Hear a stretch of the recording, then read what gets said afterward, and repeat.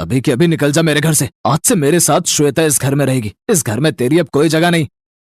लेकिन आप मेरे साथ ऐसा क्यों कर रहे हो जी? मैं तो आपकी पत्नी हूँ ना। कुछ समय बाद तो मैं आपके खानदान के वारिस को भी जन्म देने वाली हूँ, तो आप मेरे साथ ऐसा क्यों कर रहे हो? मेरी बात ध्यान से सुन, तू मेरी कोई पत्नी वत्नी नहीं है। मैंने तुझसे सिर्फ शादी की क्योंकि तुझे मेरे पिताजी ने पसंद किया था, और अगर मैं उनकी पसंद के मुताबिक तुझसे शादी नहीं करता तो वो मुझे अपनी जायदाद से बेदखल कर देते। अब ना तो मेरे पिताजी इस दुनिया में है और ना ही मेरी माँ। सारी जायदाद अब मेरी है, तो मुझे तेरी कोई जरूरत नहीं।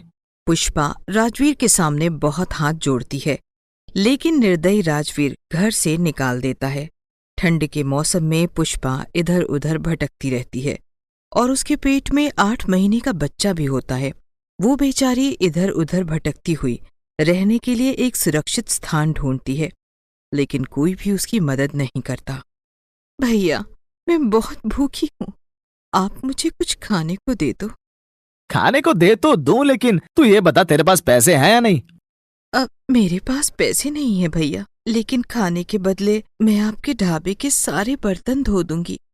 अच्छा, अगर तू खाने के बदले में मेरे ढाबे के बर्तन धो देगी तो जिसे मैंने तनख्वाह देकर बर्तन धोने के लिए रखा है वो क्या करेगा? हाँ, भैया, मुझ पर थोड़ा तो तरस खाइए। मेरे लिए न सही तो कम से कम मेरे बच्चे के लिए ही मुझे कुछ खाने को दे दीजिए। ढाबे वाला उसकी तरफ देखता है तो उसकी ऐसी हालत देखकर उसे उस पर तरस आ जाता है। वो उसे रोटी सब्जी खाने के लिए दे देता है। आपका बहुत बहुत धन्यवाद भैया, भगवान आपका भला करे। ढाबे पर खाना खाकर पुष्पा फिर आगे की ओर चलने लगती है। उसे चलते चलते देर रात हो जाती है, लेकिन उसे रहने के लिए कोई ठिकाना नहीं मिलता। तो इतनी ठंड में उस बेचारी को मंदिर की सीढ़ियों पर ही सोना पड़ता है। हे भगवान, कितनी ठंड है! उस जालिम इंसान ने मुझे इस हालत में अपने घर से निकाल दिया। अपने बच्चे के बारे में भी कुछ नहीं सोचा। एक दिन उसे उसके किए का पछतावा जरूर होगा। इतनी ठंड में पुष्पा के पास ओढ़ने के लिए एक कंबल तक नहीं था। वो ठंड से ठिठुरती हुई वहीं सो जाती है। सुबह जब वो उठती है तो ठंड के कारण उसे बहुत तेज बुखार हो जाता है, और वो जैसे ही सीढ़ियों से नीचे उतर कर जाती है तो बेहोश होकर जमीन पर गिर जाती है। तभी सामने एक सब्जी के ठेले वाली दौड़कर उसके पास आती है और उसे उठाकर अपने घर ले जाती है। हे भगवान, तुम्हें तो बहुत तेज बुखार है।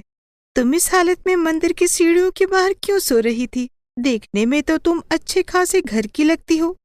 बस क्या बताऊं दीदी, ये समझ लो मेरी किस्मत में यही लिखा था। क्यों बहन, ऐसा क्या हुआ तुम्हारे साथ? सब्जी वाली के पूछने पर पुष्पा उसे सारी बात बताती है। पुष्पा की बातें सुनकर उस सब्जी वाली को भी बहुत ही बुरा लगता है। वो पुष्पा से कहती है, ऐसा पति भगवान किसी दुश्मन को भी न दे, जिसने इस हालत में भी अपनी पत्नी को इतनी ठंड में घर से बाहर निकाल दिया। बहन, मैं यहाँ अकेली रहती हूँ, मेरा इस दुनिया में कोई नहीं है। अगर तुम चाहो तो मेरे साथ रह सकती हो। आपका बहुत बहुत शुक्रिया दीदी। जैसे ही मेरे बच्चे का जन्म हो जाएगा उसके कुछ दिन बाद मैं कोई न कोई काम करना जरूर शुरू कर दूंगी और आपका हर महीने का किराया भी दे दूंगी। अरे तुम ये सब मत सोचो बहन, जब तुम्हारा बच्चा थोड़ा बड़ा हो जाएगा तो तुम सब्जियां बेचने में मेरी मदद कर देना। तुम्हें तेज बुखार है तो तुम ये दवाई खाकर अब सो जाओ, और ये लो, ये 2 रोटियां हैं, इन्हें खा लो। वो औरत पुष्पा के ऐसे समय में उसका अच्छी तरह ख्याल रखती है। कुछ दिनों बाद पुष्पा एक बहुत ही प्यारी बच्ची को जन्म देती है और उसका नाम प्रिया रखती है। पुष्पा, देखना, एक दिन तुम्हारी बेटी तुम्हारे जीवन के सारे दुखों को दूर करेगी। पुष्पा निर्मला दीदी के साथ सब्जियां बेचने का काम शुरू करती है। चाहे गर्मी हो या सर्दी, वो अपनी बेटी के लिए कड़ी मेहनत करती है। कुछ सालों बाद उसकी बेटी भी बड़ी हो जाती है और स्कूल जाना शुरू कर देती है। अरे पुष्पा, तुम कहाँ जा रही हो? देखा है आज कितनी सर्दी का दिन है। अगर आज सब्जी बेचने जाओगी तो ठंड में तो तुम्हारी कुल्फी ही जम जाएगी। चाहे कितनी भी ठंड हो दीदी, मुझे सब्जियां बेचने तो जाना ही पड़ेगा। वरना मैं प्रिया की स्कूल की फीस कैसे भरूंगी। पुष्पा भरी सर्दी के दिनों में भी सब्जी बेचने जाती है और गरीबी की वजह से उसके पास पहनने के लिए एक ढंग का स्वेटर भी नहीं होता है, तो वो एक फटा पुराना स्वेटर पहनकर ही सब्जी बेचने निकल जाती है। सब्जी ले लो, सब्जी, हरी हरी ताजी ताजी सब्जी ले लो। अरे सब्जी ले लो, सब्जी। शुक्र है आप सब्जी बेचने आ गई। आज तो इतनी ठंड है, कोई भी सब्जी वाला सब्जी बेचने नहीं आया। आप मुझे 2 किलो गाजर और 2 किलो आलू दे दो। पुष्पा सब्जियां तोलती है, लेकिन उस फटी पुरानी घिसी हुई स्वेटर में वो बुरी तरह कांप रही होती है। तभी सब्जी खरीद रही वो औरत उससे कहती है, दीदी आप इतनी ठंड में सब्जी बेचने आई हो तो एक मोटी और गर्म स्वेटर तो पहन लेती। देखिए तो आप किस तरह कांप रही हो। क्या करूं दीदी, बस गरीबों की मजबूरी है। मेरे पास बस यही एक स्वेटर है, इसीलिए इसी को पहनना पड़ता है। अगर ऐसी बात है तो आप यहीं रुकिए। मेरे पास कुछ पुरानी स्वेटर रखी है जिन्हें मैं पहनती नहीं हूँ। अगर वो आपके काम आ जाएगी तो मुझे बहुत खुशी होगी। आपका बहुत बहुत उपकार दीदी। अगर आपके पास किसी 5-6 साल के बच्चे के भी पुराने स्वेटर हो तो मुझे जरूर लाकर दे देना, मैं उन्हें अपनी बेटी को पहना दूंगी। अच्छा ठीक है, तुम थोड़ी देर रुको, मैं बस अभी लेकर आती हूँ। वो औरत अपनी और अपनी बेटी के कुछ पुराने स्वेटर लाकर पुष्पा को दे देती है। पुष्पा उस औरत का बहुत बहुत धन्यवाद करती है और शाम को घर पहुंचकर अपनी बेटी को वो स्वेटर दे देती है। माँ, ये स्वेटर तो बहुत ही अच्छी है। मैं कल स्कूल में यही स्वेटर पहन के जाऊंगी। ठीक है मेरी बच्ची, तुझे स्कूल में जो भी स्वेटर पहनकर जानी हो तो वो स्वेटर पहन लियो। धीरे धीरे करके समय बीतता है और पुष्पा की बेटी प्रिया अब 12वीं क्लास की परीक्षा भी पास कर लेती है। बेटा, अब तो तूने 12वीं क्लास की परीक्षा भी कर ली। अब बता, तू आगे क्या करना चाहती है? तू जो भी पढ़ना चाहती है मैं तुझे पढ़ाऊंगी। अगर पैसों की कमी पड़े तो मैं ब्याज पर पैसे उठा लूंगी। माँ, तुम उसकी बिल्कुल भी चिंता मत करो। मैं आगे मेडिकल की पढ़ाई करूंगी क्योंकि मुझे डॉक्टर बनना है और उसके लिए मैंने एक स्कॉलरशिप टेस्ट भी दिया है। अगर मेरा वो टेस्ट क्लियर हो गया तो तुम्हें मेरी फीस नहीं भरनी पड़ेगी, और अगर मेरा टेस्ट क्लियर नहीं हुआ तो मैं नॉर्मल ग्रेजुएशन ही कर लूंगी, क्योंकि डॉक्टर बनने की फीस इतनी ज्यादा है कि हम कितने भी पैसे ब्याज पर ले लें उसकी फीस नहीं भर पाएंगे। ये कहते हुए प्रिया बहुत ही निराश हो जाती है और उसे निराश देखकर पुष्पा भी परेशान हो जाती है। तभी कुछ दिनों बाद प्रिया के स्कॉलरशिप टेस्ट का रिजल्ट आता है और वो उस टेस्ट को क्लियर कर लेती है। ओह माय गॉड, देखो माँ, मैंने इस टेस्ट को क्लियर कर लिया। अब मुझे मेडिकल की पढ़ाई के लिए स्कॉलरशिप मिल जाएगी। अपनी बेटी को खुश देखकर पुष्पा भी बहुत खुश होती है। कुछ दिनों बाद अपनी मेडिकल की पढ़ाई के लिए प्रिया पुष्पा से दूर शहर चली जाती है और वहां मन लगाकर अपनी पढ़ाई करती है।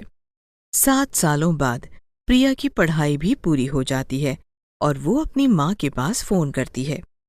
माँ, तुम्हारी बेटी की पढ़ाई अब पूरी हो गई है। मैं कल तुम्हारे पास आ रही हूँ। अब से मैं हमारे गांव के सरकारी अस्पताल में ही नौकरी करूंगी। कल मैं आऊंगी तो तुम मेरे लिए कढ़ी चावल बनाकर रखना। इतना समय हो गया, मैंने तुम्हारे हाथ के बने कढ़ी चावल नहीं खाए। ठीक है मेरी लाडो, मैं तेरे लिए कढ़ी चावल बनाकर तैयार रखूंगी, तू बस जल्दी से आ जा। अगले दिन प्रिया फ्लाइट लेकर अपने गांव आ जाती है। वो टैक्सी में बैठकर अपने घर जा ही रही होती है कि तभी उसे रास्ते पर लोगों की भीड़ दिखाई देती है। प्रिया जल्दी से गाड़ी से उतरकर वहां जाकर देखती है तो एक आदमी जख्मी हालत में रोड पर पड़ा होता है। वो जल्दी से उस आदमी को टैक्सी में बिठाकर हॉस्पिटल लेकर जाती है। नर्स, मैं डॉक्टर प्रिया हूँ। कल से मेरी इस अस्पताल में ज्वाइनिंग है। आप प्लीज इस पेशेंट को जल्दी से अंदर लेकर जाइए। लेकिन डॉक्टर, इस समय अस्पताल में डॉक्टर नहीं है। वो अभी एक पेशेंट का ऑपरेशन कर रहे हैं। ओह नो, तुम एक काम करो, ओटी रेडी करो, मैं खुद इनका ऑपरेशन करूंगी। प्रिया उस पेशेंट का ऑपरेशन करती है और कुछ दिनों में उस पेशेंट की हालत सुधरने लगती है। अब आपकी सेहत पहले से काफी बेहतर है। कुछ ही दिनों में आप बिल्कुल ठीक हो जाएंगे। प्रिया उस पेशेंट से बात कर ही रही होती है, तभी उसके पास उसकी माँ अस्पताल में उसके लिए खाना लेकर आती है।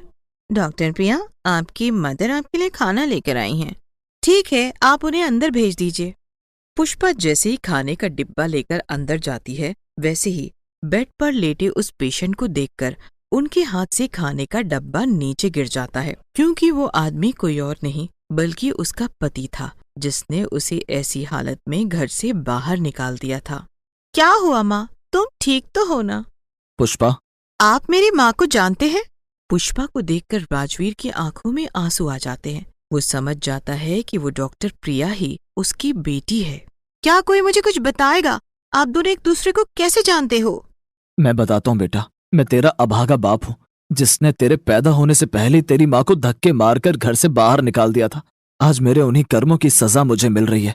जिस पत्नी के लिए मैंने तेरी माँ को धक्के मारकर घर से निकाला, उसी पत्नी ने मेरी सारी जायदाद मुझसे हड़प कर मुझे भिखारी बना दिया। सालों से रोडों पर भिखारियों की तरह फिर रहा हूं।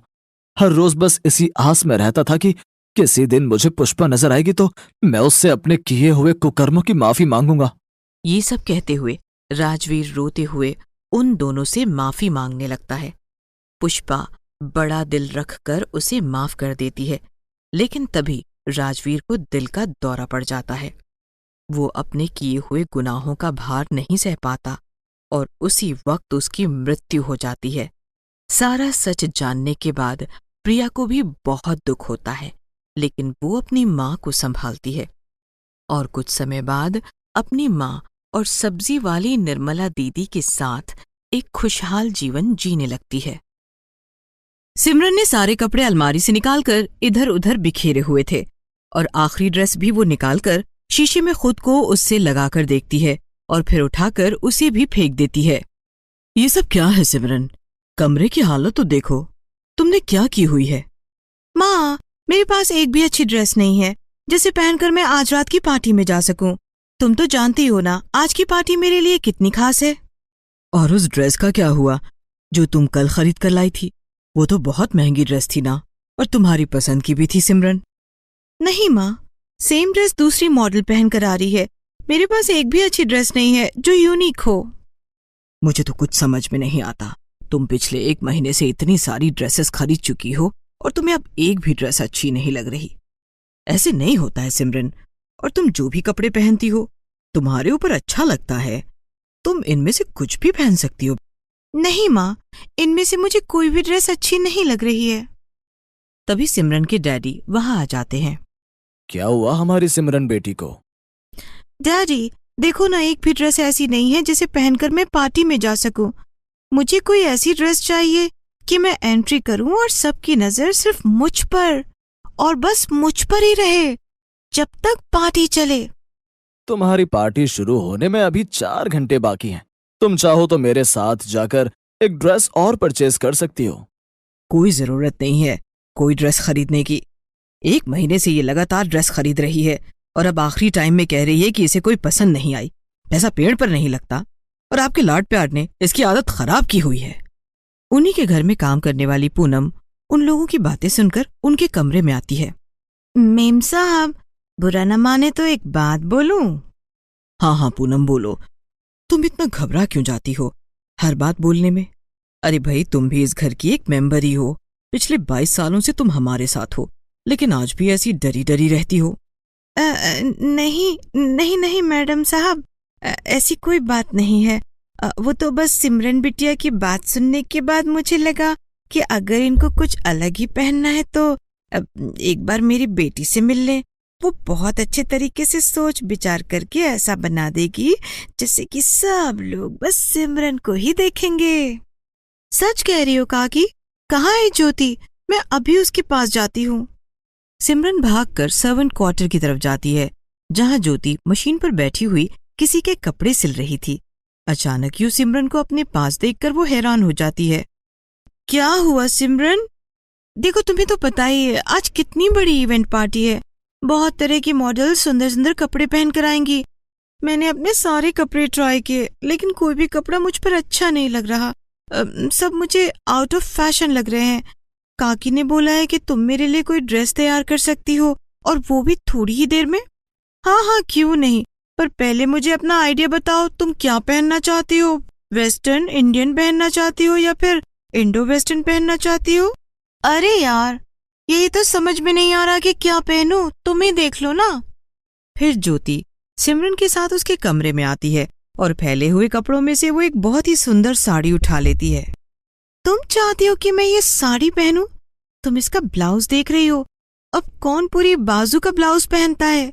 नहीं नहीं ज्योति, कुछ और सोचो। मैंने तो सोच लिया है। मुझे ये ऑफ वाइट साड़ी सबसे सुंदर और प्यारी और सिंपल लग रही है। अब मेरा काम है इस सिंपल साड़ी को यूनिक बनाना। चलो तुम यहाँ बैठो, मैं अभी 2 मिनट में आती हूँ। ज्योति ये कहकर अपने सर्वेंट क्वार्टर में वापस जाती है और वहां से मेहंदी की 2-3 कीप लेकर वो सिमरन के कमरे में आती है। मेहंदी की कीप? तुम क्या सोच रही हो? क्या करने वाली हो? मुझ पर भरोसा रखो सिमरन। मैं तुम्हें एक ऐसी ड्रेस के साथ भेजूंगी कि सब लोगों की नजरें सिर्फ तुम पर और तुम पर ही होंगी। पर जब तक मेरा काम खत्म नहीं हो जाता तुम एक भी शब्द नहीं बोलोगी। ओके बाबा, ओके ठीक है, तुम काम शुरू करो। मेरे पास सिर्फ 2 घंटे बचे हैं। ज्योति कमरे का दरवाजा बंद कर देती है और फिर वो सिमरन की कमर पर एक डिजाइन बनाना शुरू कर देती है और बनाते बनाते उसे एक सुंदर ब्लाउज का रूप दे देती है। जब वो थोड़ा सूख जाता है तो उसके बाद सिमरन उसे तैयार करती है, उसे सुंदर तरीके से साड़ी पहनाती है और उसके बालों को भी जूड़े में अच्छे से बांध देती है। और जब सिमरन शीशे में खुद को देखती है तो वो हैरान हो जाती है। उसकी खुशी का कोई ठिकाना ही नहीं था। अरे वाह, मैं लग ही नहीं रही हूँ। ये तुमने कैसे सोचा? और ये ब्लाउज, ओ माय गॉड, ये कितना सुंदर लग रहा है। कितना सुंदर डिजाइन है। सब लोग तो इस डिजाइन को देखते ही रह जाएंगे। मुझे अच्छा लगा कि तुम्हें ये सब अच्छा लगा। चलो अब बाहर चलते हैं और घर वालों का रिएक्शन भी देखते हैं। ज्योति कमरे से बाहर आती है और सबसे कहती है, आप सब लोग अपनी आंखें बंद कर लीजिए और जब मैं कहूँ तब आंखें खोलना। सिमरन की मम्मी और डैडी और पूनम तीनों आंखें बंद कर लेते हैं। जब ज्योति सिमरन को लेकर बाहर आती है तो वो आंखें खोलने के लिए कहती है, ओह माय गॉड, ये तुम हो सिमरन? तुम कितनी सुंदर लग रही हो। और ये ब्लाउज, ये तो तुम्हारे पास नहीं था। हाँ मम्मा, ये मेरे पास नहीं था। ये तो अभी अभी ज्योति ने बनाया है। पास आकर देखो मम्मा, मेरी ब्लाउज कितनी यूनिक है। और आप बताओ डैडी, मैं कैसी लग रही हूँ? कमाल लग रही हो सिमरन। आज तो पूरी पार्टी में बेटी तुम्हें ही सब लोग देख रहे होंगे और यकीन मानो तुम्हारे पास बहुत सारा काम होगा। पूनम भी सिमरन की बहुत तारीफ करती है और सिमरन ज्योति की। फिर सिमरन अपने मम्मी पापा के साथ कार में बैठकर पार्टी के फंक्शन पर पहुंचती है। जब वो अपनी कार से उतरकर अंदर जाती है तो सब लोग सिर्फ सिमरन को देख रहे थे। वहां पर आई हुई मॉडल भी सिमरन की तरफ देखकर हैरान हो गई। सिमरन भला की खूबसूरत लग रही थी। वाह सिमरन, कमाल का ड्रेसअप है तुम्हारा। मुझे जरा अपनी डिजाइनर का नाम तो बताओ। सर, ये मेरा पर्सनल डिजाइनर है। मैं उसी से ही अपने सारे कपड़े डिजाइन करवाती हूँ। आपको उससे जरूर मिलवाऊंगी। कमाल के ड्रेसेस, सचमुच में कमाल के। मैं तो सोच रहा हूँ अपनी अगली फिल्म की थीम भी कुछ इसी तरह ही रख लूं। तभी एक मॉडल सिमरन के पास आती है। तुम्हारी ड्रेस बहुत सुंदर है। इस साड़ी पर इस रंग का ब्लाउज बहुत प्यारा लग रहा है। 1 मिनट रुको, ये ब्लाउज तो नहीं है, ये तो मेहंदी है ना? ओह माय गॉड, ये मेहंदी से बना हुआ ब्लाउज है। उस मॉडल के तेज से बोलने पर 2-4 लोगों की नजर भी उधर पहुंचती है। सब लोग सिमरन के पास आते हैं और उसका ब्लाउज देखने लगते हैं। मेहंदी से बने हुए ब्लाउज सुंदर डिजाइन से बना हुआ था। काम इतनी बारीकी से किया गया था कि पता ही नहीं चल रहा था कि वो कपड़े का है या मेहंदी का। सब लोगों ने सिमरन को घेर लिया। सिमरन बहुत खुश थी। पार्टी खत्म होने के बाद वो अपने मम्मी पापा के साथ कार से जब घर वापस आ रही थी, ज्योति ने तो कमाल ही कर दिया। आज सब लोग हमारी सिमरन को देख रहे थे। ये लो, हमारे घर में हीरा छुपा बैठा था और हमें पता ही नहीं। अब तो बेचारी गरीब पूनम के दिन बदल जाएंगे। क्यों सिमरन, मैं सही कह रहा हूँ ना? तुम्हें कई लोगों ने कहा था अपने डिजाइनर के बारे में बताओ। हाँ पापा, और परसों मैंने उन सबको अपने घर बुलाया है। वो सब ज्योति से मिलेंगे। और तो और, आपको पता है डायरेक्टर ने बोला आने वाली फिल्म में हम लोग थीम भी मेहंदी की ही रखेंगे। मेरे सारे कॉस्ट्यूम मेहंदी वाले ज्योति ही तैयार करेगी। सिमरन बहुत खुश थी। वो कार में ही अपनी सेल्फी लेने लगती है और उधर पूनम ज्योति उन सब का इंतजार कर रहे थे। ज्योति का दिल बड़ी जोर जोर से धड़क रहा था, कहीं ऐसा न हो कि सिमरन गुस्से में लाल पीला होकर आए। लेकिन जब वो लोग अंदर आते हैं तो तीनों के चेहरे खुश देखकर ज्योति को तसल्ली होती है।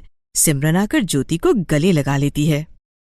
हाँ जी ज्योति मैडम, आप तो आज पूरे पार्टी में चर्चा का विषय रही। तुम्हें पता है, सब लोग मेरे पास आकर मेरे ब्लाउज को देख रहे थे, मेरी ड्रेस के बारे में पूछ रहे थे। सचमुच में सब लोग पार्टी में सिर्फ मुझे और मुझे ही देख रहे थे। इसके लिए तुम्हारा बहुत बहुत थैंक्स ज्योति। और तुम्हारे लिए एक खुशखबरी भी है। कैसी खुशखबरी? तुम्हें पता है, मुझे एक फिल्म ऑफर हुई है और उस फिल्म की थीम भी मेहंदी की डिजाइन होगी। उस फिल्म में जितने भी ब्लाउज मेरे तैयार होंगे वो सब मेहंदी के ही होंगे और उसे तुम बनाओगी, जिसके लिए तुम्हें अच्छा खासा पैसा मिलेगा। और तो और तुमसे मिलने के लिए काफी सारे लोग घर आएंगे। ज्योति, तुम तो छा गई। सच में तुमने कमाल कर दिया। क्या तुम सच कह रही हो सिमरन? हाँ काकी, बिल्कुल सही कह रही हूँ। और ज्योति, तुम परसों के लिए अपनी ड्रेस तैयार कर लो, सब लोगों से मिलना जो है। जिस दिन सब लोग घर आते हैं उस दिन ज्योति अपने लिए एक बहुत ही सुंदर ड्रेस तैयार करती है और उस दिन भी वो सिमरन को मेहंदी वाला ब्लाउज बनाकर उसके ड्रेस को इंडो वेस्टर्न बना देती है। सब लोग उस ड्रेस की बहुत तारीफ करते हैं और ज्योति को लगे हाथ वहां पर ढेर सारा काम मिल जाता है, जिसका एडवांस भी उसे तभी मिल जाता है। ज्योति बहुत खुश थी सबके चले जाने के बाद। मुझे यकीन नहीं आ रहा कि मेरा शौक एक दिन मेरे हालात सुधार देगा। तुम खुश हो ना माँ? मैं बहुत खुश हूँ ज्योति, तूने तो गरीब की कुटिया में दिया जला दिया। उसके बाद सिमरन की फिल्म शुरू हो जाती है। ज्योति सेट पर जाकर उसके लिए सुंदर सुंदर मेहंदी वाले ब्लाउज बनाती है और उसकी हर ड्रेस को एक नया रूप दे देती है।